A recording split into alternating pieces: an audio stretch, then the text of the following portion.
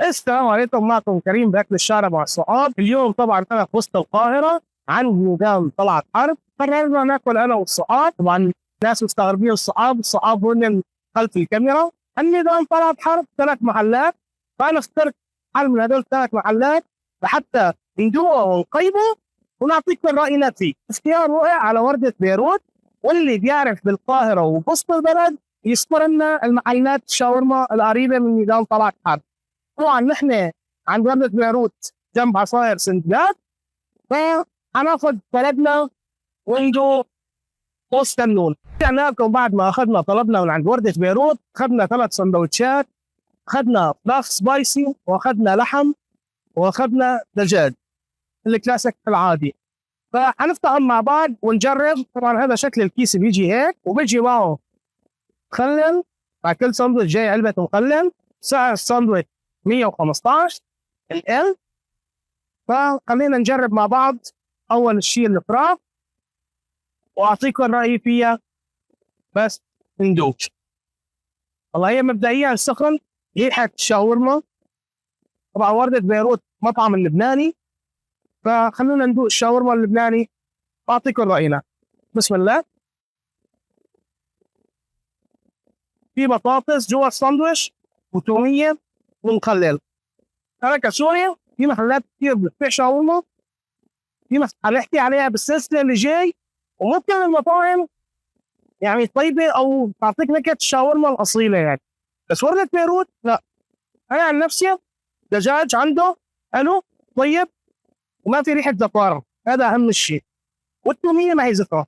فراح نجرب سندويش ثاني واعطيكم راينا. طبعا اخذنا سندويش شاورما اللحم نجربها. طبعا الكل بيعمل 135، فهندوق واعطيكم راينا فيه. طبعا هذا شكل الساندويتش زي ما انتم شايفين، عيش محمص بطريقه حلوه. فخلينا ندوق ونعطيكم راينا. بسم الله. طبعا بيجي جواتها بصل وبقدونس ومخلل، خيار. طعمة اللحمه تمام، لحمه مستويه كثير منيح، ما فيها شد، لا طيبه يعني. نكهه اللحمه طيبه بالساندويش. اليوم خيار ثالث، انا من الناس اللي بحب السبايسي. خلونا ندوق الشاورما السبايسي. طبعا اخذنا سندويش شاورما اللحم نجربها. طبعا الكل بيعمل 135، فهندوق ونعطيكم راينا فيه. طبعا هذا شكل الساندويتش زي ما انتم شايفين، عيش محمص بطريقه حلوه. خلينا ندوق ونعطيكم راينا. بسم الله. طبعا بيجي جواتها بصل وبقدونس ومخلل، خيار. طعمة اللحمه تمام،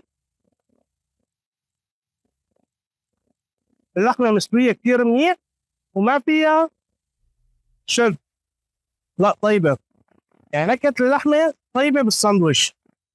فخلونا ناخذ لقمه ثانيه وبنشوف. لا كمان طيب.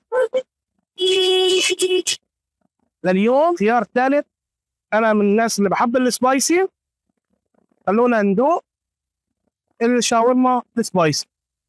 لليوم شاورما السبايسي عند وردة بيروت معروفه ومشهوره، بس ما في اي حدا ممكن يعمل شاورما سبايسي، فهو كمان مشهور بالشاورما السبايسي اللي عنده. فعنده واعطيكم راينا. بسم الله.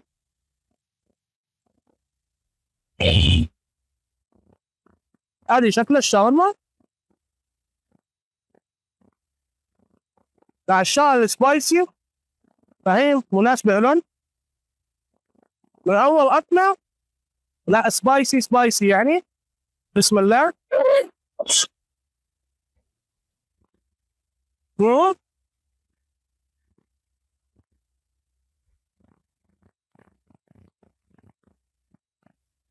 هي 5 دقايق وحرجع لكم. لليوم شاورما السبايسي عند وردة بيروت معروفة ومشهورة، بس ما في أي حدا ممكن يعمل شاورما سبايسي، فهو كمان مشهور بالشاورما السبايسي اللي عنده.